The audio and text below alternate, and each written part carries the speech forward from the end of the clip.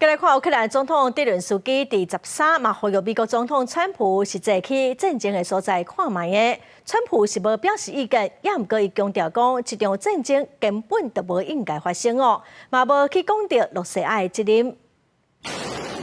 乌克兰的苏米市中心进前互陆军崩溃，造成重大死伤。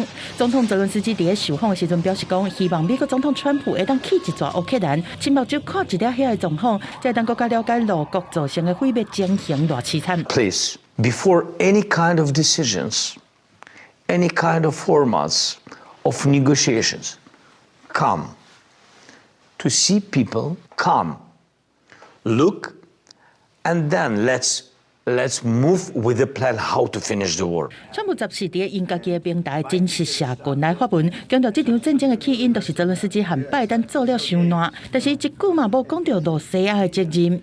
But that's a war that should have never been allowed to start, and Biden could have stopped it, and Zelensky could have stopped it, and Putin should have never started it. Have you spoken to President Zelensky, sir, about his offer to purchase more Patriot missile batteries? Oh, I don't know. He's always looking to purchase missiles. You don't start a war against somebody that's 20 times your size and then hope that people give you some missiles.